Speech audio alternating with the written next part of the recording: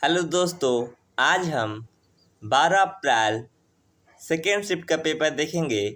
तो चलते हैं पहले क्वेश्चन की ओर। पहला क्वेश्चन है हमारा, कैमेलिया साइनेंसिस खालिस्तान पैदा करने वाला एक पौधा है।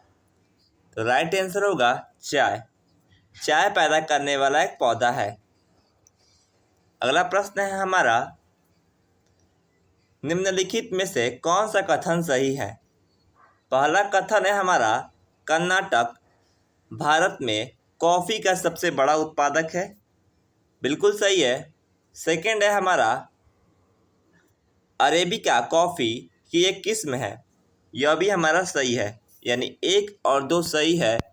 और जो तीसरा है, शुरुआत में मैक्सिको से लाई गई अरेबिका किस्म का उत्पादन भारत में किया जाता है। यह गलत है। केवल हमारा पहला और दूसरा सही है। चलते हैं अगले क्वेश्चन की ओर।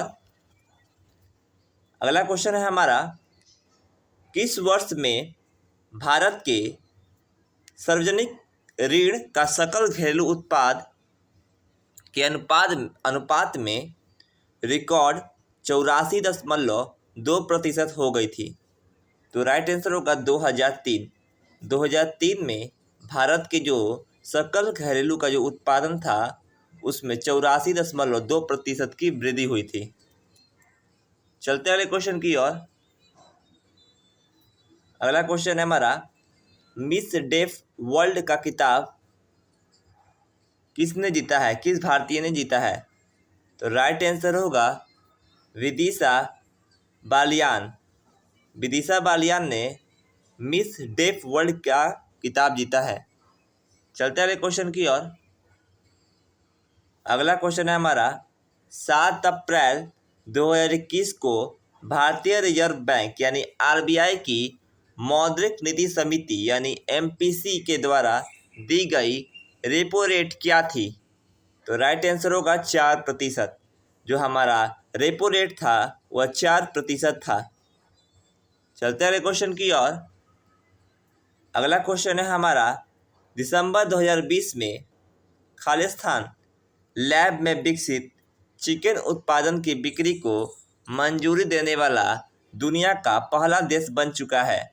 तो राइट आंसर होगा सिंगापुर। सिंगापुर जो है लैब में विकसित चिकन उत्पादन की बिक्री को मंजूरी देने वाला पहला देश बन चुका है। चलते अगले क्वेश्चन की ओर।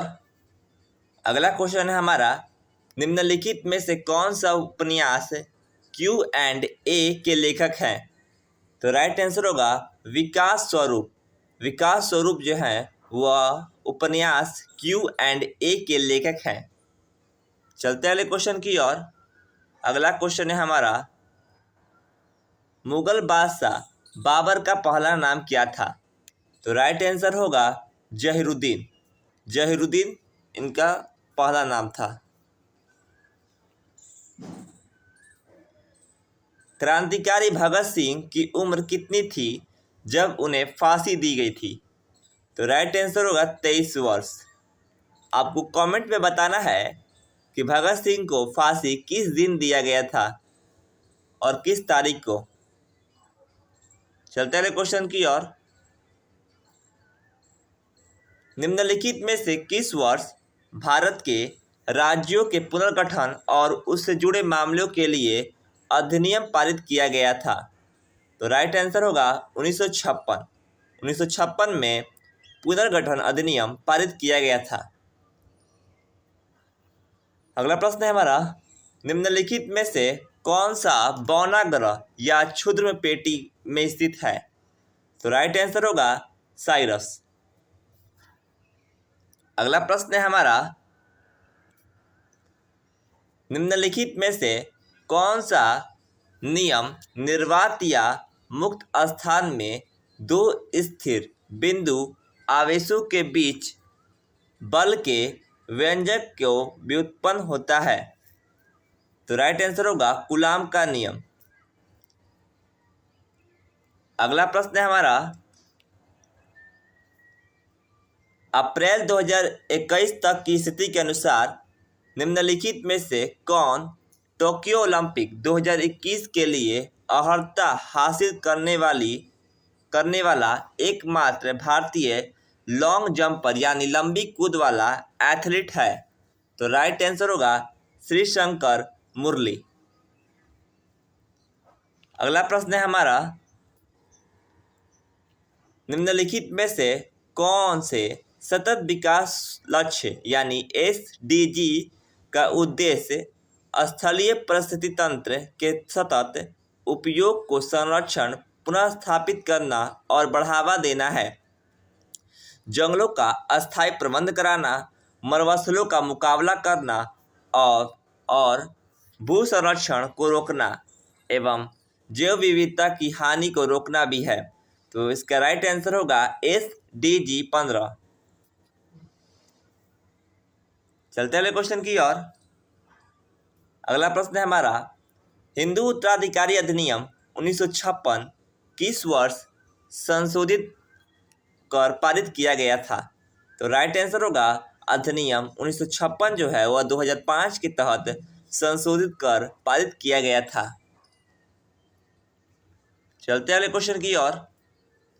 अगला क्वेश्चन है हमारा, निम्नलिखित में से कौन सा तत्व प्रकाश उत्सर्जन डायोड संरचना के निर्माण से उपयुक्त नहीं होता है? तो राइट आंसर होगा जर्मेनियम। जर्मेनियम जो है वह प्रकाश उत्सर्जन डायोड संरचना के निर्माण के लिए उपयुक्त नहीं है। चलते अगले क्वेश्चन की ओर। अगला प्रश्न है हमारा, ऊपरकोट बौद्ध गुफाएं गुजरात के किस शहर में स्थित हैं? तो राइट आंसर होगा ऊपरकोट बौद्ध गुफाएं जूनागढ़ गुजरात के शहर में स्थित है, जूनागढ़ में स्थित है जो कि गुजरात में है।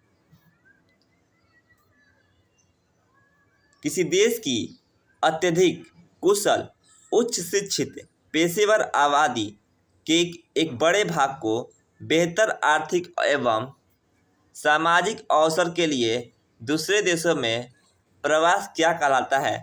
तो राइट आंसर होगा प्रतिभा पलायन।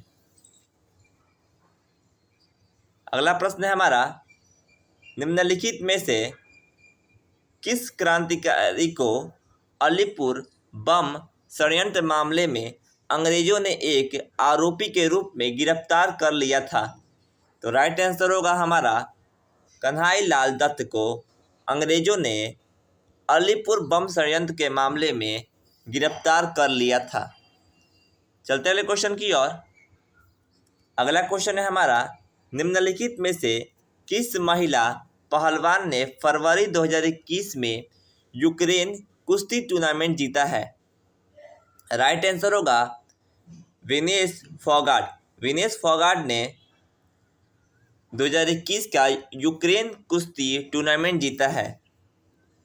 चलते अगले क्वेश्चन की ओर। भारत के संविधान के लिए निम्नलिखित में से किस संशोधन द्वारा गोवा को राज्य का दर्जा दिया गया था? तो 56वां संविधान संशोधन, राइट आंसर होगा 56वां संविधान संशोधन के द्वारा गोवा को राज्य का दर्जा दिया गया।